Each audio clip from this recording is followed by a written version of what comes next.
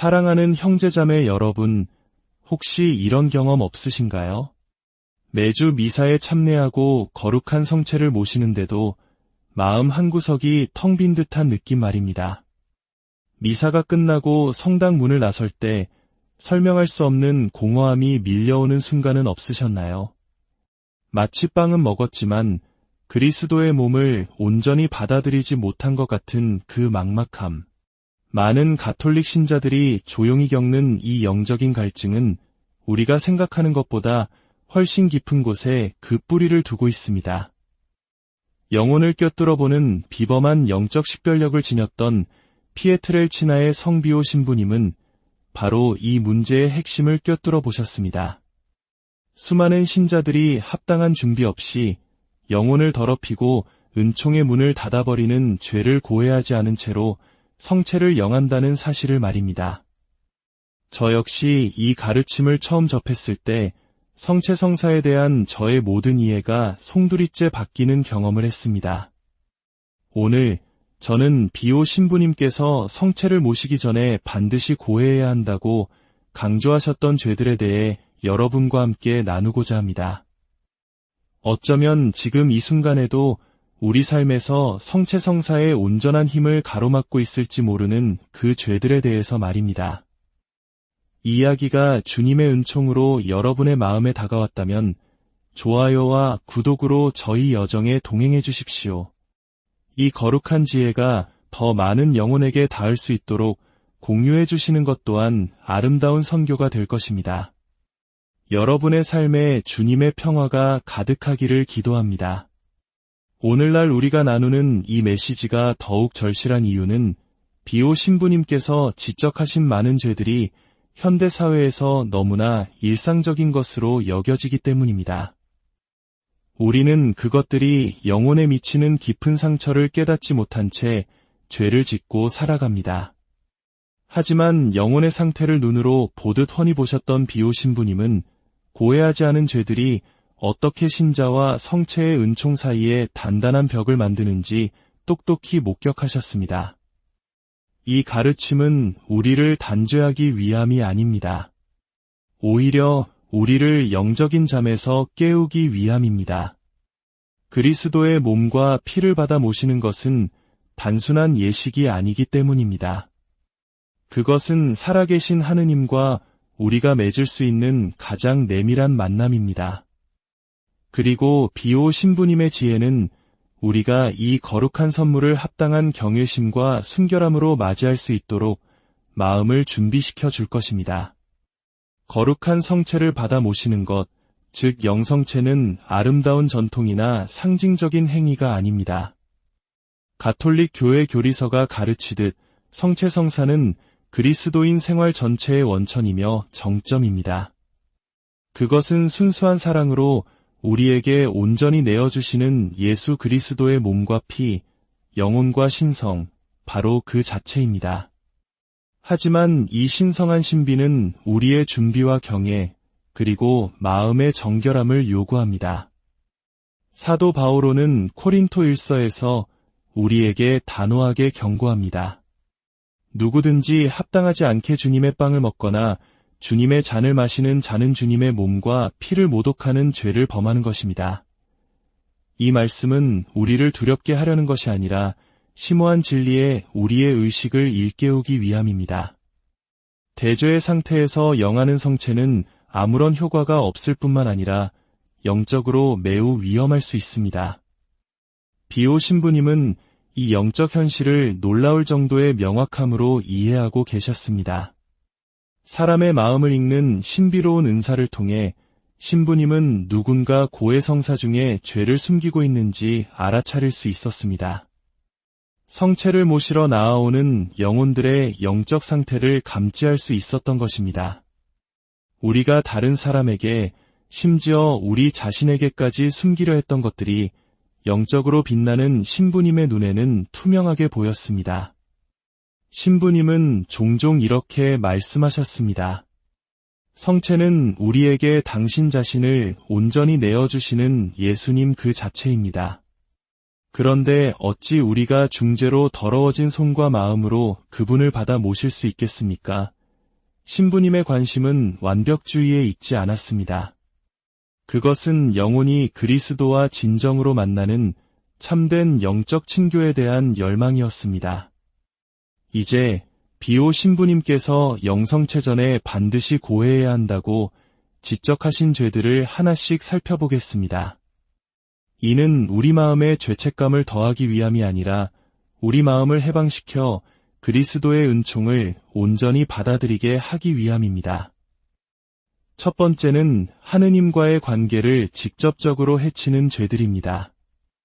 이 죄들은 우리 믿음의 근간을 흔들어 성체의 은총을 체험하지 못하게 하는 장벽을 만듭니다. 비오 신부님께서 가장 먼저 강조하신 중대한 죄는 중대한 이유 없이 주일 미사를 빠뜨리는 것입니다. 오늘날 주말 약속이나 여행, 혹은 단순히 피곤하다는 이유로 미사 참례를 소홀히 여기는 많은 이들에게는 놀라운 이야기일 수 있습니다. 하지만 비오 신부님은 이 점에 대해 결코 타협하지 않으셨습니다. 신부님 자신도 극심한 육체적 고통에 시달리면서도 거룩한 미사봉헌을 단 한 번도 거르지 않으셨습니다. 신부님은 이렇게 말씀하셨습니다. 세상이 태양 없이 살아남는 것이 거룩한 미사 없이 지내는 것보다 더 쉬울 것이다. 이는 단순히 교회의 규칙을 지키는 문제가 아닙니다. 주일을 거룩하게 지내라는 계명과 그리스도인 삶의 중심인 성체성사의 중요성을 인식하는 것입니다. 우리가 의도적으로 미사보다 다른 활동을 선택할 때 우리는 하느님과의 계약 관계보다 다른 것들이 우리에게 더 중요하다고 말하는 것과 같습니다. 두 번째는 첫째 계명을 어기는 행위들입니다. 여기에는 미신, 점술, 사주팔자, 타로카드, 혹은 하느님의 섭리에 대한 믿음을 대체하는 우주적 에너지나 기에 대한 믿음 등이 포함됩니다. 한국 사회에서는 이러한 것들이 재미나 문화로 여겨지기도 하지만 비오 신부님은 단호하게 경고하셨습니다. 아무런 대가 없이 악마와 노는 사람은 없다. 이러한 행위들은 무해한 오락처럼 보일 수 있지만 미묘하게 우리의 신뢰를 하느님에게서 다른 힘으로 옮겨가게 만듭니다. 세 번째는 하느님의 이름을 헛되이 부르거나 신성한 것들을 불경하게 다루는 것입니다. 신성모독, 하느님의 이름을 들먹이며 하는 가벼운 욕설, 거룩한 문제에 대한 농담 등이 여기에 해당합니다. 비오 신부님은 가르치셨습니다. 여러분이 예수님의 이름을 부를 때 하늘이 땅을 향해 기웁니다. 그 이름을 걸림돌로 사용하지 마십시오. 마지막으로 신앙을 버리거나 도덕적 상대주의에 빠져 사는 것입니다. 하느님이 존재하지 않는 것처럼 살거나 신앙의 기본 진리를 부정하고 중대한 죄를 인정하거나 단순히 신앙에서 멀어져 돌아올 생각조차 하지 않는 것은 근본적인 단절을 만듭니다. 비오 신부님은 가장 나쁜 악은 죄 그 자체가 아니라 죄가 없는 것처럼 사는 것이다 라고 말씀하셨습니다. 이러한 하느님을 거스르는 죄들은 다른 도덕적 범죄보다 덜 명확해 보일 수 있습니다. 하지만 그것들은 하느님과의 관계를 근본적으로 바꾸어 놓습니다. 우리의 영적 나침반을 하느님이라는 중심에서 벗어나 덜 중요한 가치나 거짓된 약속을 향하게 만듭니다. 이 죄들을 고해하는 것은 단순히 규칙을 따르는 것이 아닙니다. 우리가 가장 내밀한 친교 안에서 하느님을 받아 모시기 전에 우리 마음을 하느님과 올바르게 정렬시키는 일입니다. 비오 신부님께서 강조하신 두 번째 죄의 범주는 정결에 관한 것입니다. 현대 문화 속에서 어쩌면 가장 보편화되었지만 영적으로는 가장 파괴적인 죄들일지 모릅니다. 비오 신부님은 성적인 죄에 대해 명확함과 동시에 연민을 가지고 말씀하셨습니다. 인간의 나약함을 이해하셨지만 진리에 대해서는 결코 타협하지 않으셨습니다. 순결을 잃은 영혼은 녹슨 동전과 같다. 광채와 가치를 모두 잃어버린다. 여기에는 자위행위, 음란물 시청, 혼전관계, 간음, 그리고 의도적으로 불순한 생각을 품는 것 등이 포함됩니다. 이 모든 행위들은 성을 하느님께서 의도하신 신성한 선물이라기보다 1차적인 쾌락의 원천으로 취급합니다. 비오 신부님의 영적 시각에서 이 죄들은 특히 마음을 깊이 상하게 합니다. 왜냐하면 그것들은 사랑을 위한 우리의 능력을 심각하게 오용하는 것이기 때문입니다. 우리의 몸은 성령의 성전이 되어야 하며 성체는 바로 이 성전 안으로 모셔집니다. 우리가 의도적으로 더럽힌 거처에 어떻게 지극히 순결하신 분을 초대할 수 있겠습니까? 혼인관계 안에서의 인공피임 또한 심각한 문제입니다. 오늘날 많은 신자들이 이를 개인적인 선택의 문제로 여기지만 비오 신부님의 가르침은 분명했습니다. 혼인은 생명을 막는 곳이 아니라 생명이 봉헌되는 제단이 되어야 한다. 우리가 의도적으로 생명의 문을 닫을 때 우리는 부부간의 사랑에 대한 하느님의 계획의 본질적인 측면을 거부하고 그분의 창조 계획에 맞서 우리 자신의 뜻을 내세우는 것입니다. 이러한 죄들 가운데 가장 중요한 것은 바로 낙태 혹은 낙태에 직접적으로 관여하는 것입니다. 비오 신부님은 낙태에 대해 말씀하실 때면 눈물을 흘리셨다고 합니다. 하느님의 사랑을 받기에 너무 작은 영혼은 없다. 그분의 용서에 안기기에 너무 길 잃은 어머니도 없다. 교회는 생명이 수정되는 순간부터 시작되며 그 생명을 의도적으로 끝내는 것은 영혼에 가할 수 있는 가장 심각한 상처 중 하나라고 일관되게 가르쳐왔습니다. 정결에 대한 이러한 가르침들은 시대에 뒤떨어지거나 어렵게 느껴질 수 있습니다. 하지만 그것들은 심오한 진리를 반영합니다. 우리의 몸과 우리의 성은 우리의 영성과 분리되어 있지 않습니다. 성체는 그리스도와의 육체적인 결합이며 그분의 몸이 우리 몸 안으로 들어오는 것입니다. 이 신성한 친밀함은 우리의 성이라는 선물에 대한 그에 상응하는 순결과 존중을 요구합니다. 정결을 거스르는 죄를 고해하는 것은 수치심에 관한 것이 아닙니다. 그리스도와의 심오한 만남에 앞서 우리 존재 전체의 온전함을 회복하는 것입니다. 비오 신부님께서 강조하신 세 번째 죄의 범주는 다른 사람들과의 관계에 관한 것입니다. 그리스도께서는 가장 큰 두 계명이 하느님 사랑과 이웃 사랑이라고 가르치셨습니다. 따라서 이 죄들은 성체를 준비하는 우리에게 특히 중요합니다. 이 가운데 으뜸은 용서하기를 거부하는 것입니다. 예수님께서는 이에 대해 명확히 말씀하셨습니다. 너희가 다른 사람들을 용서하지 않으면 너희 아버지께서도 너희의 잘못을 용서하지 않으실 것이다. 하지만 우리 중 얼마나 많은 이들이 우리에게 상처 준 사람에 대한 분노, 원한 혹은 적극적인 미움을 품은 채 제단으로 나아갑니까? 비오 신부님은 이렇게 조언하셨습니다. 마음이 아프더라도 용서하십시오. 은총 없이 사는 것이 훨씬 더 아프기 때문입니다.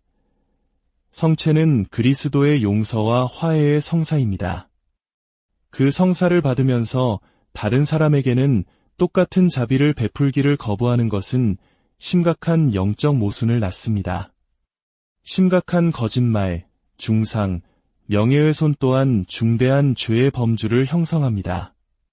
누군가의 평판을 망가뜨리고 거짓을 퍼뜨리거나 다른 사람의 결점을 의도적으로 과장함으로써 입히는 피해는 파괴적이고 그 파급 효과가 큽니다. 비오 신부님은 혀는 훈련되지 않으면 악마의 채찍이 된다고 말씀하셨습니다. 우리의 말은 깊은 상처를 입힐 힘이 있으며 그로 인한 피해는 종종 완전히 회복될 수 없습니다. 말씀이 사람이 되신 분을 성체 안에서 모시기 전에 우리는 우리 자신의 말을 어떻게 사용했는지 성찰해야 합니다. 우리의 행동이 다른 이들을 신앙이나 덕에서 멀어지게 만드는 악한 표양은 특별히 더 무거운 죄입니다. 자녀의 종교교육을 소홀히 하는 부모, 교회의 본질적인 가르침을 공공연히 반박하는 신자, 혹은 다른 이들을 죄짓도록 부추기는 사람은 누구나 자신의 행동뿐만 아니라 다른 사람에게 미친 영향에 대해서도 책임을 져야 합니다. 가정 내의 부당함 역시 성찰해야 할 심각한 영역입니다. 여기에는 방치, 학대, 가혹한 대우, 혹은 물질적으로나 영적으로 의존적인 가족을 돌보지 않는 것이 포함됩니다. 비오 신부님은 단언하셨습니다. 사랑과 기도가 없는 가정은 전쟁터다. 가정은 첫 번째 교회, 즉 가정교회이며 사랑과 신앙의 첫 학교가 되어야 합니다. 그곳에서 입은 상처는 특히 깊고 종종 고해성사를 통한 특별한 치유를 필요로 합니다. 이웃을 거스르는 이러한 죄들은 어떤 면에서는 다른 죄들보다 덜 심각해 보일 수 있습니다. 하지만 그것들은 성체가 의미하고 창조하는 사랑의 친교와 직접적으로 모순됩니다. 성 요한은 하느님을 사랑한다고 말하면서 자기 형제를 미워하는 사람은 거짓말쟁이라고 상기시킵니다. 성체는 단순히 그리스도와의 개인적인 만남이 아니라 우리의 모든 형제자매를 포함하는 그분의 몸 안으로 통합되는 것입니다. 제단에 나아가기 전에 우리는 스스로에게 물어야 합니다. 나는 다른 사람들과 평화롭게 지내고 있는가? 나는 가능한 한 화해를 청했는가? 나는 내 말을 다른 사람을 세워주기 위해 사용했는가? 아니면 무너뜨리기 위해 사용했는가? 비오 신부님께서 지적하신 마지막 죄의 범주는 바로 우리 자신을 대하는 방식에 초점을 맞춥니다. 우리 자신은 성체 안에서 그리스도를 받아 모시는 성전이기 때문입니다. 알코올, 약물, 도박, 무질서한 식습관과 같은 악습과 중독은 점차 영혼을 노예 상태로 만듭니다. 쾌락이나 도피로 시작된 것이 우리의 자유와 존엄성을 앗아가는 속박의 형태가 됩니다. 비오 신부님은 육체에 지배당하는 영혼은 자유를 잃는다고 조언하셨습니다. 이러한 의존성은 우리의 육체적 건강을 해칠 뿐만 아니라 영적 우선순위를 흐트러뜨리고 종종 하느님과 타인에 대한 책임을 소홀히 하게 만듭니다. 이러한 죄들이 성체 준비와 특히 관련이 있는 이유는 그것들이 자유롭고 분열되지 않은 마음으로 그리스도를 받아들일 수 있는 우리의 능력을 직접적으로 저해하기 때문입니다. 하느님을 위해 마련되어야 할 마음의 공간이 만족을 요구하는 강박과 갈망으로 채워지게 됩니다. 비오 신부님은 중독의 복잡성을 이해하시며 육체적 차원과 영적 차원을 모두 인식하셨습니다. 그는 고통받는 이들을 단순히 비난하지 않고 위약적 도움과 함께 고해성사를 통한 영적 치유를 구하도록 촉구하셨습니다. 하느님의 은총은 인간의 노력을 대신하는 것이 아니라 그 노력과 함께 일한다고 가르치셨습니다. 이러한 개인적인 죄들은 특히 정직한 고해를 요구합니다. 많은 것들이 다른 사람들에게 숨겨지거나 합리화되거나 축소될 수 있습니다. 그러나 외적인 모습을 넘어 그 속을 꿰뚫어 보셨던 비오 신부님은 하느님 앞에서 완전한 투명성을 촉구하셨습니다. 신부님은 고해성사는 영혼의 목욕이다 라고 주장하셨습니다. 깨끗하고 비어있는 집이라도 먼지가 쌓입니다. 일주일 후에 돌아와 보면 다시 먼지를 떨어야 할 필요가 있음을 알게 될 것입니다. 우리가 비오 신부님께서 강조하신 죄들을 살펴보았으니 이제 여러분은 궁금해하실 것입니다. 어떻게 하면 좋은 고해를 할 수 있을까? 어디서부터 시작해야 할까? 이 실질적인 부분은 비오 신부님의 지혜를 나침반 삼아 그 과정을 안내할 것입니다. 첫째, 철저한 양심 성찰이 필수적입니다. 이것은 자기 비난을 위한 시간이 아니라 하느님의 현존 안에서 정직하게 자신을 평가하는 시간입니다. 비오 신부님은 조용한 시간을 갖고 하느님의 계명과 교회의 가르침에 비추어 자신의 삶을 성찰하라고 권하셨습니다. 자신의 눈이 아니라 하느님의 눈으로 당신의 삶을 바라보십시오. 그때서야 비로소 참된 통회가 시작됩니다. 먼저 성령의 인도를 청하는 기도를 바치십시오.